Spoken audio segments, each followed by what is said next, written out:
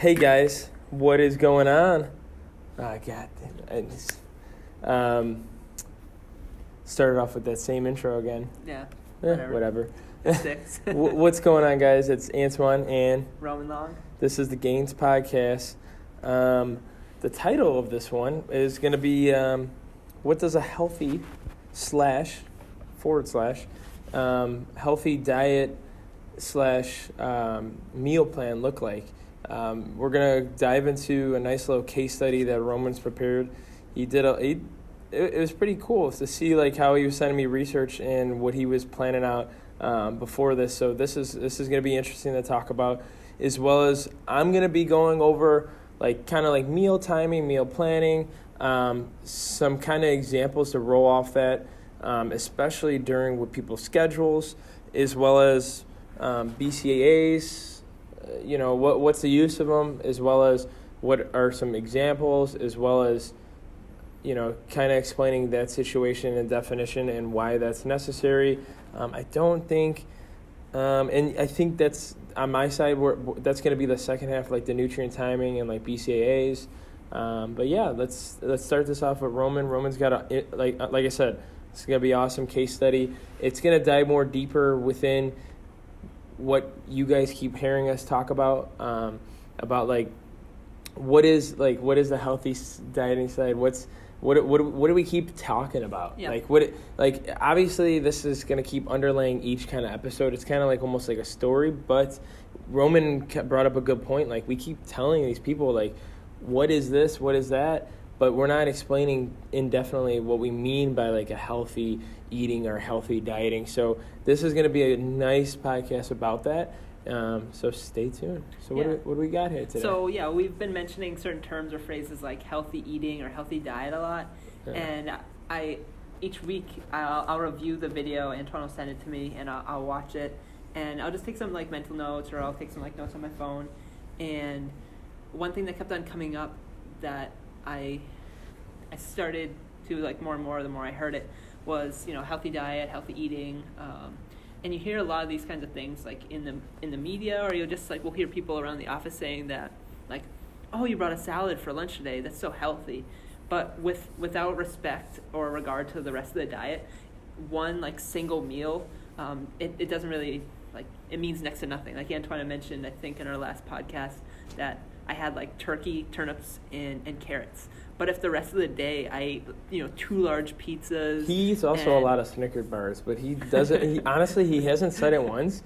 Also, I mean, he's allergic to peanuts too. So I mean, I don't know how this guy has been playing with death a lot of the time. Bringing the wheel of fortune there, folks. Let's just say he has a lot of money for his EpiPens. Yeah, no, but but you're saying that you salad and or that with pizzas all day, where you go on, and there's nothing wrong implicitly with pizza. But if I had a weight loss goal and I was consuming 6,000 calories, and the amount that I was to take in on a daily basis was significantly lower than that, sure, I could claim like a refeed day or something along those lines.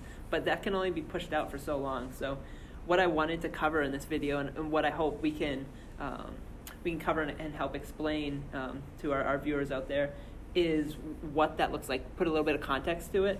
So I believe it'd be useful to just create like a fictitious or a hypothetical situation with an individual with a health and fitness goal, which many of us have. I hope all of us have, and all of us take proper steps to execute on them, and go over what that looks like for them, what it looks like for a healthy diet to properly plan it out, and then have Antoine cover in the back end some of those principles that I'm going to cover, the underlying principles of forming like a meal plan. Or you don't even have to be that rigid. If you like that, if you want to get down to the nitty gritty and count like calories and whatnot, you can get a scale for your food, you can get a scale for your body weight, you can track it on a daily basis. It's going to be something that I do next year as the next one phase of the goals, my experiment. It's one of my fitness and health goals. But if that seems stressful to you, you totally don't have to do that. You can learn that a portion size for chicken breast, like 4 ounces, is about the size of your palm, like those kinds of things. So there's a lot of general rules of thumbs that you can learn, and that's one of the motivations for the Gainz Podcast, is to give you those tips, tools, and tricks that you can put into your handbag, so that when you're out to eat, you don't feel like you're going to blow your diet, that you can still stay on track with your health and fitness goals, and or if you go off track a little bit, you don't have these like overwhelming feelings of shame and guilt, that you're like, hey, I know that I got this, I can jump right back in and I'll be good to go.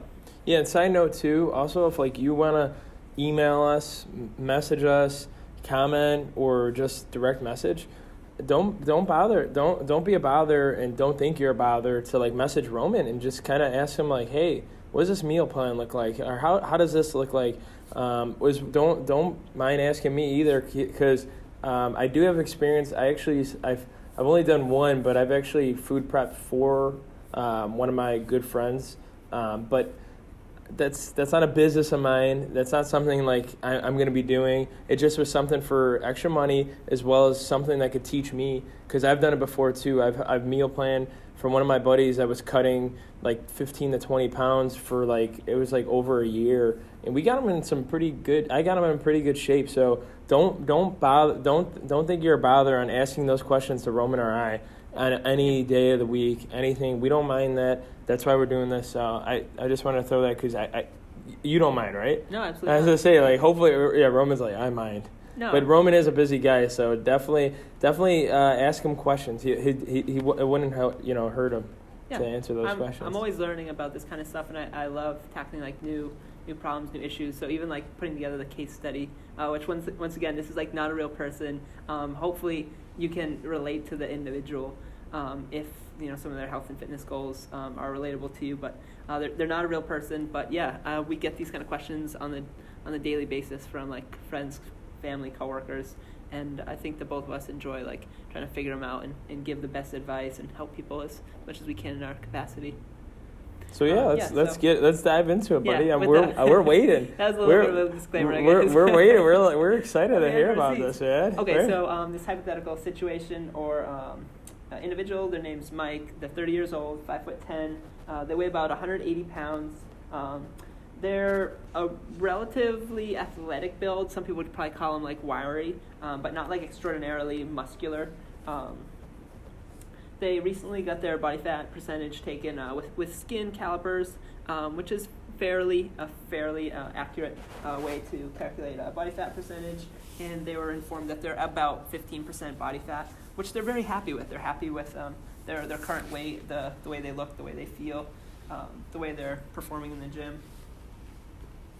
So Mike's health and fitness goal for 2020 is to maintain his weight and add a little bit of muscle, not necessarily like lose any weight. So he's been told that he needs to eat within a calorie maintenance diet. So he's asking for some assistance from friends that or family that know a little bit more about nutrition. And his friend Antoine suggested the juice, but Mike wasn't going. So he's gonna stay at 180 for the rest of his life probably. No, I'm just kidding. Forgot. Okay. So exactly. So he knows that he has to have adequate protein intake. So he does a little bit of researching on the web, and he finds that he should be between this 1.8 grams per kilogram per day to 2.2 grams per kilogram per day for his protein intake. So that is one of his top priorities, and he's loosely going to track his macros with a couple of meals. I'll give an example of a full day of eating for him that gets him to this maintenance caloric diet for a single day, so it's just a snapshot, and then Antoine will cover some of like the basics or principles behind it. And then if people out there are not knowing, they for some reason they can't find or fathom the Google search from kilograms to actually pounds per weight. What is kilograms per pound or pounds per kilogram? Either one. A good way to figure it out. So if you take pounds, you just divide it by 2.2 to get kilograms. Or kilograms, vice versa. Kilograms times it by 2.2 to get pounds. Yep. So just to clarify that reference. Yep. So if you're at 220 pounds, then that'll be 100 kilograms. So.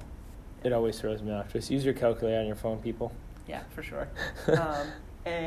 So Mike is moderately active. He goes to the gym about 4 days a week on average, and he performs resistance exercise training, meaning he picks things up, puts them down. He lifts. It's not all cardio or aerobic endurance training, and he plays basketball for about an hour a week with friends, an hour to 2 hours a week. So overall, he's active about 5 to 6 hours a week, which is the general recommendation for like American Heart Association. So he's good there from like a health perspective. Okay, so when you do the math for his protein intake, so you take 1.8, you multiply it by 82, which you take 180 pounds, and you divide it by 2.2, you get 82. Approximately, it's like 81.8181 kilograms. So you take 1.8 grams per kilogram per day, you multiply that by 82, and you get 147.6. We're rounding that up to 148 grams of protein per day. And so that's the low end of the range that he wants to stay in. And then you take 2.2, which is that higher end of the 1.8 to 2.2 grams per kilogram per day of protein consumed. And you multiply that by 82, and you get 180.4. So you can round that down to about 180 of grams of protein per day. So he knows generally he should consume about 150 to 180 grams of protein a day. So when it comes to protein, that's what he's shooting for throughout the day. I did a quick Google search of a maintenance calorie calculator, and then based off of what your health and fitness goal is, if you want to gain weight, you can, depending on how quickly you want to gain weight, you can add a surplus to it, or if you want to lose weight, depending on how much you want to lose, you can add a deficit to it or take away calories. For the sake of this podcast, we're just going to go over what maintenance is. So I pulled up a maintenance calorie calculator. It's on www.calculator.net if you want to look it up. And it's \calorie-calculator.html, or you can just Google search it. So this calorie calculator, it asks for age, and it gives ages range of 15 to 80. So if you're 81 or above, sorry, you're screwed. You can't have any health and fitness goals. Or if you're 14, I've heard people compete or do stuff at 14 years old. I guess you'll never know your maintenance calories or calorie deficient or surplus. So that's a joke. I don't know why it stops off at 80 and starts at that 50. point in your life. If you're still living, just eat whatever you want at that point. Yeah. I mean, shit, you made it that far. Just keep going. Yeah. Keep killing it. It asks for gender, male or female is what it specifies, the calorie calculator. So I put in male for this. Height of 5'10", as I had mentioned, and weight I put in 180 pounds. Then it asks for activity level. This is really important because based off of your activity level, whether you're completely sedentary, so if you don't go to the gym, if you don't go on daily 10-plus minute walks, then most likely you can consider your life relatively sedentary unless you live some sort of exotic life. We won't question your lifestyle. So if you're sedentary, my general recommendation would be that you just simply try to move more. Movement is very strongly correlated with positive health outcomes.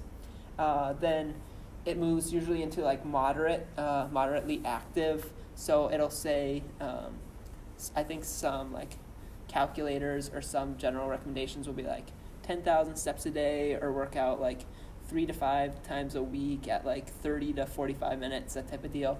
Mm-hmm. And then for individuals like if you're a postal service worker, or you're on your feet a lot, always walking, many nurses, sometimes their activity level is as high as being considered like very energetic or like highly active. So depending on your activity level, that's also going to dictate what your total caloric needs are. So that's why it's really important that's built into the calculator. So for the sake of Mike, we put that his exercise is 4 to 5 times a week, which it is if it's perfectly within that range, and we hit calculate, and it gives us a maintenance calorie of about 2,600 calories, which I think I guessed like between 2,500 and 2,800 just off the bat for a range, so that I was pretty spot on. That's like what I would expect. Now, there's some caveats to this. That is only something that I take with a grain of salt. And the reason why I say that is certain individuals like Lane Norton have like posited, or they put out into like the health and fitness space, that maintenance caloric intake is probably a range as opposed to like a fixed number. So I think like the fixed number was actually like 2,613 calories. I wouldn't ever expect anyone, no matter how rigid you are, to hit that every day. Just because of like the sheer psychological issues that can create. As opposed to that, I'd say like allow yourself a 1 to 200 calorie like surplus or deficit above that. Anything above 200 calories, over that, let's say like 250, like over time you'd likely see a trend in like the positive range, meaning like you'd see yourself likely gaining weight, maybe like 1 or 2 pounds a month. Obviously, once again, depending on your activity, as long as your activity is like fairly equivalent. If you go from being sedentary to running ultra marathons, I mean, that totally throws off the equation. So once again, it's really important to take these numbers with a grain of salt. But yeah, anywhere between like 100 to 200 calories, I'd say, is like a good buffer for maintenance. So for Mike, I'd say like 2,500 to 2,700. If he ate that on average each day, and that was like time average over a week or 2 weeks, he'd be spot on. As his coach, I'd be like, dude, you're killing it. Like, keep it up. Like, how's your activity level in the gym? You know, I'd move on from like nutrition, as long as he said he was feeling good, onto other things like, you know, his training, stress levels, sleep, etc. So that's how I calculated the maintenance calories for him. Let's see here. With the rest of his diet, that's about 22 to 27-ish% of his diet with protein. So the rest you just kind of fill in with carbs and fats, or at least that's how I've always done it, or kind of like learned to do it. I initially put a carb to fat ratio of 35% to 40% in favor of carbs, so 40% for carbs. But when I actually started to work out the math for the diet, it ended up being 40% in favor of fat, 35% in favor of carbs. There's absolutely nothing wrong with that, unless Mike was reporting that he felt kind of lethargic or sluggish in the gym, and that's when some of the principles that Antoine will cover will be really crucial.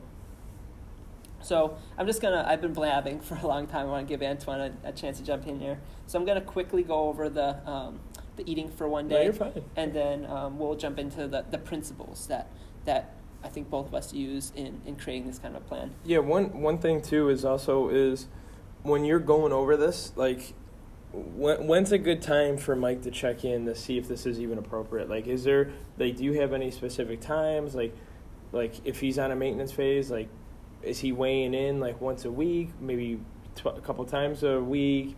Like, how does that look like with Mike himself? Like, what's the progress going to be, or like what are we going to look at for the range, if there is another like idea That's around that? That's a good question. It really depends on the individual. So I'd say if Mike's psychology is like pretty healthy, meaning he doesn't have any like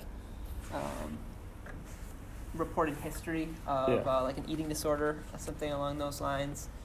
He seems like relatively like positive and upbeat about this health and fitness goal, as opposed to, you know, you feel like every conversation with him, he sounds like he's being dragged through the mud.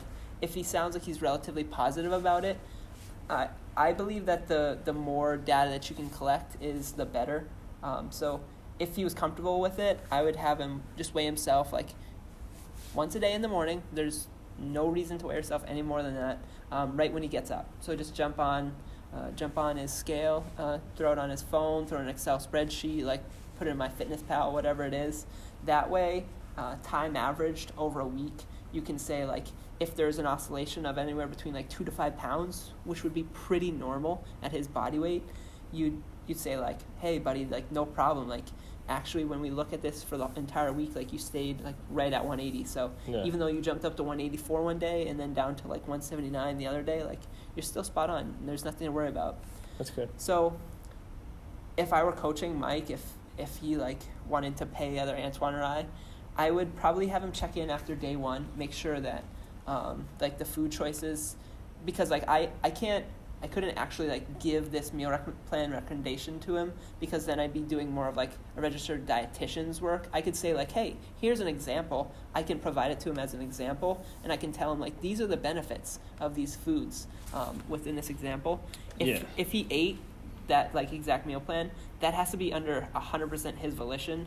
I'm only certified to be able to provide like general overviews of like macro and micro breakdown of certain foods, not to create a meal plan. So yeah, that's exactly. And also, I wanted to hit that point where if a lot of people are going to get, ran down from a trainer, or like anyone, if you ever experience this at a gym, if you ever see a trainer or someone specifically mention like certain foods or certain types of foods and write like a meal plan, that could be a big no-no, especially like if they're telling you that's like the only way. And if they're saying like, here's good food, bad foods, those are kind of some signs where you kind of want to back off and kind of, I guess, kind of think about the overall person you're about to hire, because, it's a lot of money that you potentially are spending and wasting, as well as the training too. Just think of it like that way, because like Roman and I will never say someone like, hey, you should eat oats, or you need to be eating oats before the gym, or you need to eat like a bowl of rice. I mean, who's to say what's better or what's right for you too? So that's what I want to mention too, because like that's something that a lot of people will just be like, okay, Mr. or Mrs. Trainer, sweet, sounds good. I'll eat a bowl of rice before the gym. Well, unless they're a registered dietitian and they explain their licensure and their professional certifications and professional training, that it's really improper for them to do that, just because they haven't gone through the formal steps. They might know all like the formal like pathways, etc., to be able to make those recommendations, but if that's the case and they want to do that as a professional, they need to go and get those certification, because it's a certain degree of accountability. Otherwise, it would just be improper. So I'll run through this pretty quick for you folks, so that we can get a chance to listen to Antoine. So for breakfast, the model breakfast I provided was 3 eggs, a glass of milk, which is like 8 fluid ounces, your standard glass of milk, a slice of whole wheat bread with half an avocado and an orange. It ends up being 35 grams of protein, 40 grams of fat, 64 grams of carbs, and 756 kilocalories. That's a kind of a breakfast that I would eat in the morning, so that's what I formulated off of. I would feel full with that meal. I would feel I'd feel satiated. I'd feel good about like that I hit like certain food groups. That would be a meal that I find is enjoyable. So that's kind of why I put that together.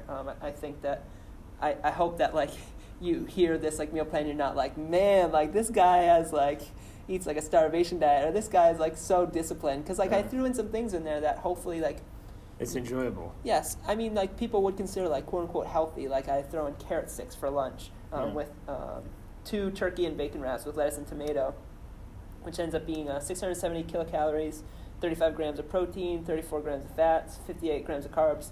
But once again, like, man, if I had 2 like turkey and bacon wraps for lunch, and like carrot sticks, like I love carrots, but like I'm gonna be like a little bit more pumped for like the turkey and bacon wrap.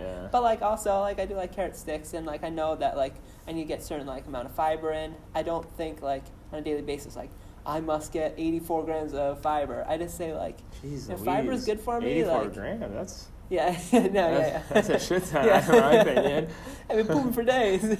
Or you'll be binded up for days. Or bound up, so that's the lunch that I discussed with Mike.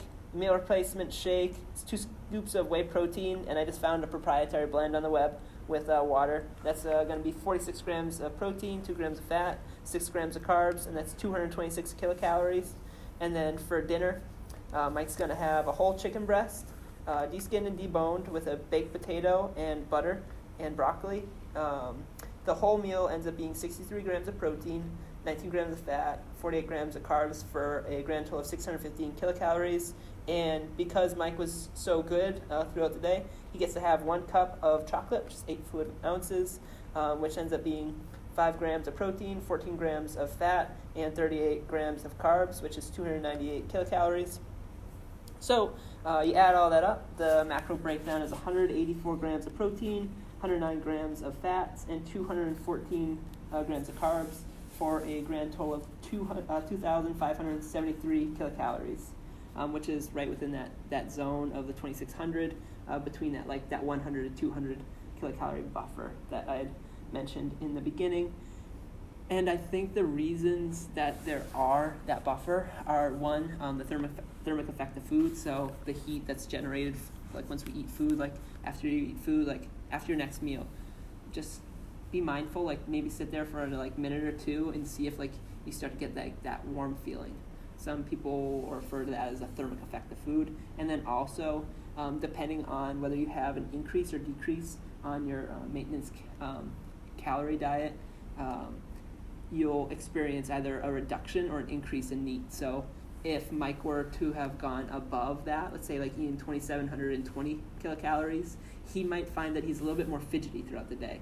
So when he comes home at night, he might have like the thought to himself like, wow, I was like moving around a little bit more. Like I went to go talk to like Susie over in accounting, and then I went to talk to the other Mike in sales. Like usually I don't do that. Whereas if he ate like well under that, let's say like 2,500, he might have found that he sat at his desk a little bit more. All grumpy and stuff. Those dieters. All right, so that's like a day eating with Mike.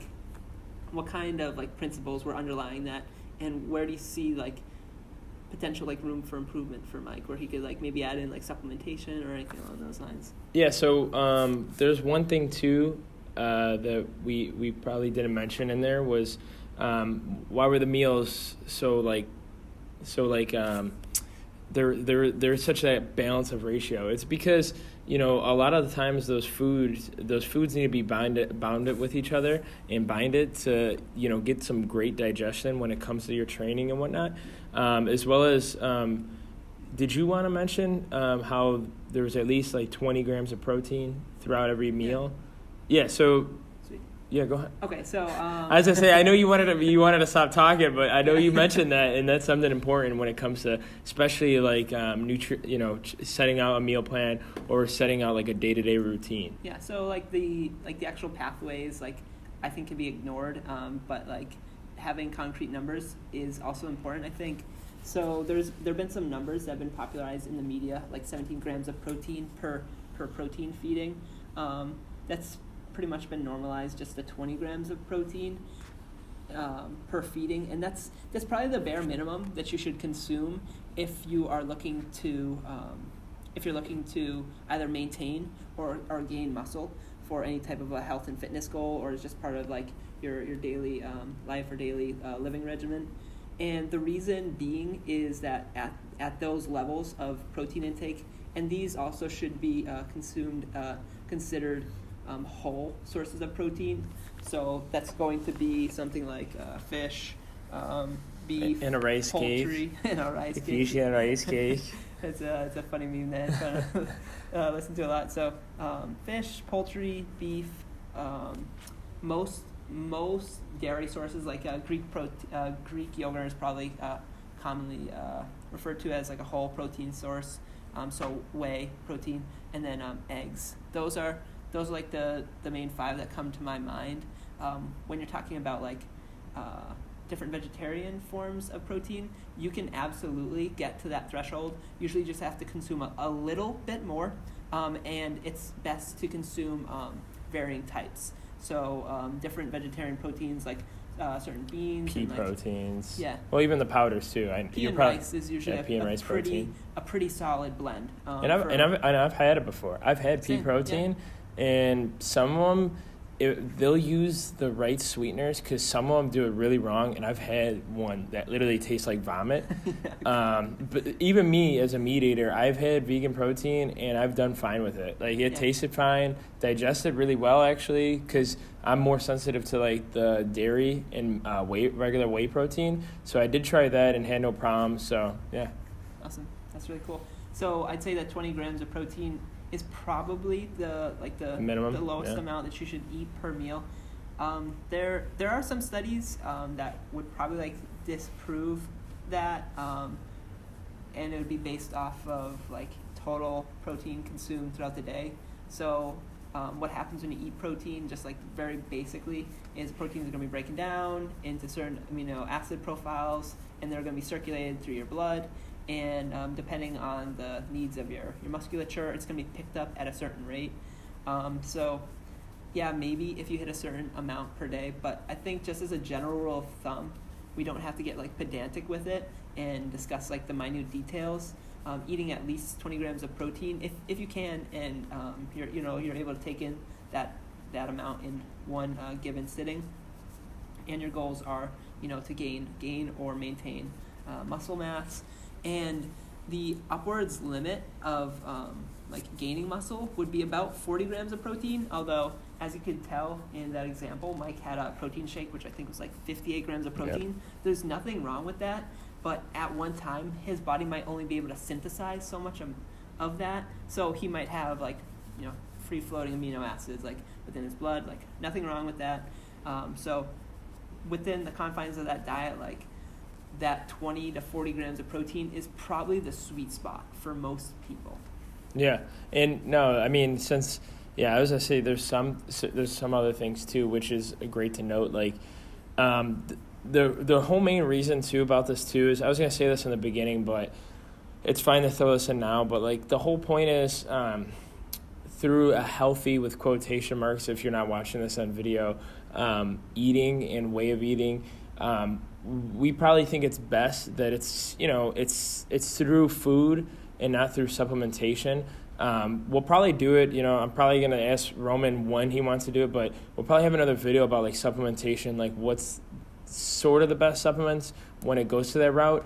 But overall, I think like the one quote, yes, it's all about the macros, but it's all about the micros as well. It's so important when you're getting your vitamins and all you're getting all your nutrients through foods compared to supplements.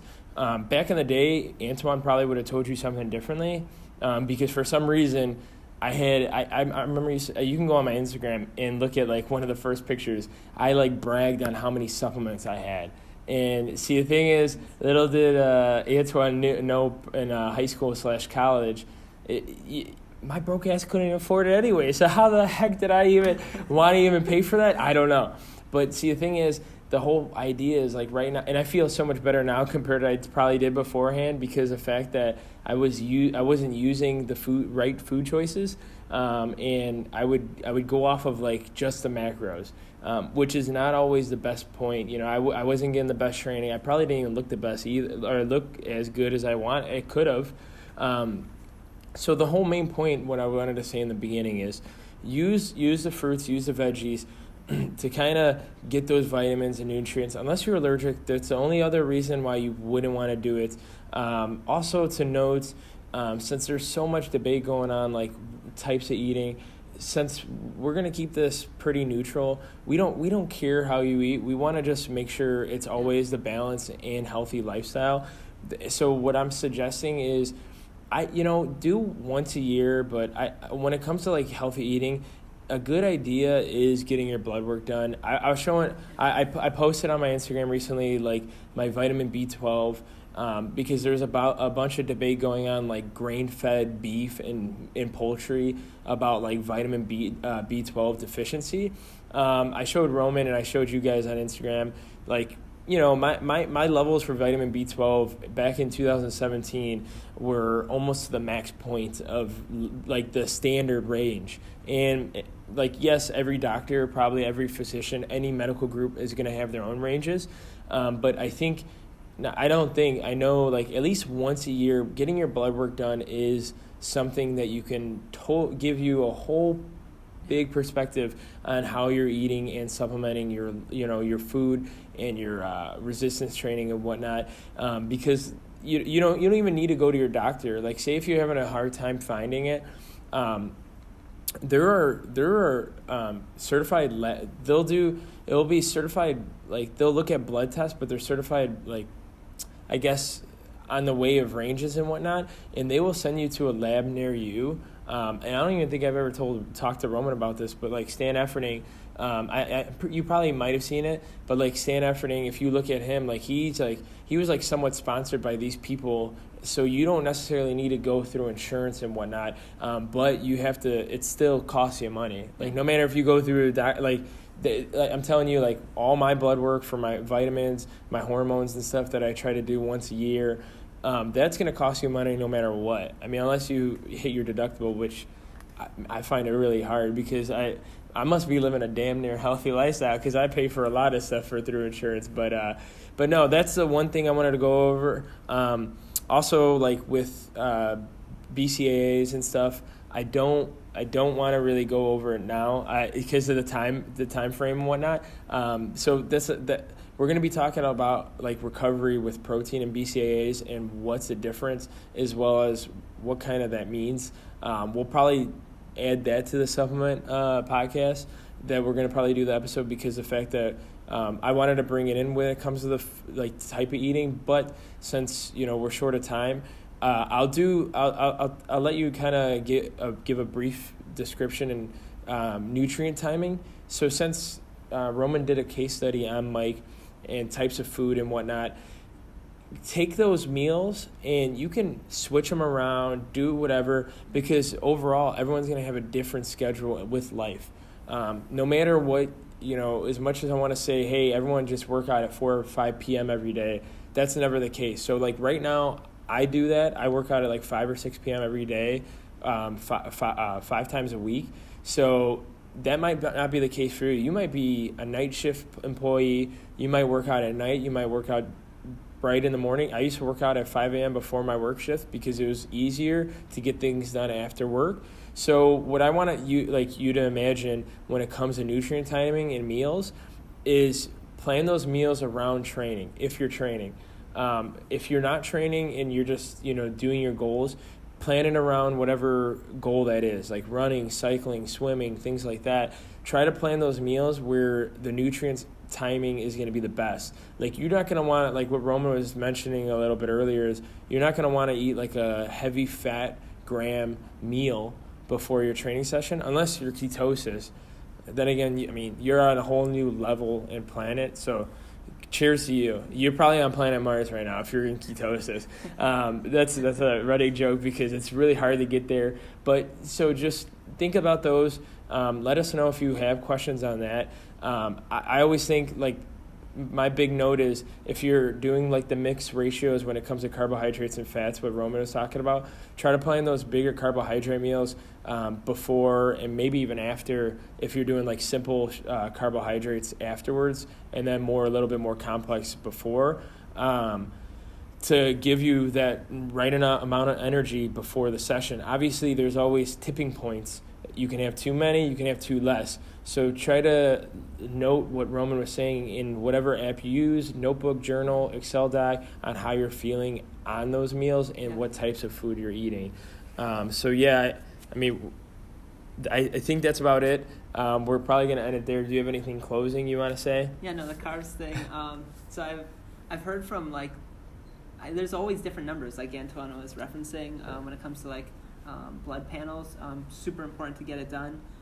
Some numbers I've heard recently, Dr. Gabrielle Lyon, who's like a really big doctor in the space of health and fitness, nutrition, she recommends 40 as the moderate to low point of grams of carbs before a meal, up to 70. And then I've seen some other athletic trainers recommend anywhere between 60 to 90. I guess it depends on your body size.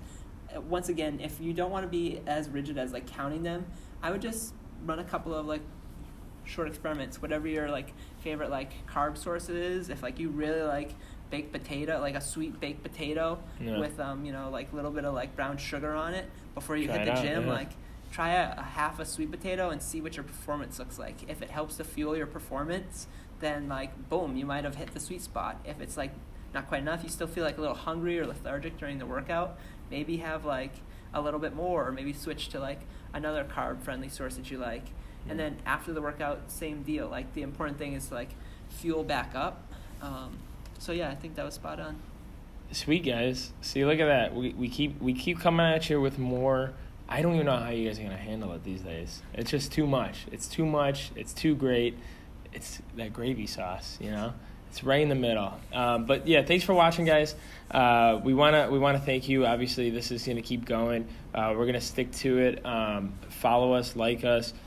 All that information is going to be on everything we post this on. So, yeah, cheers to the next one. Peace.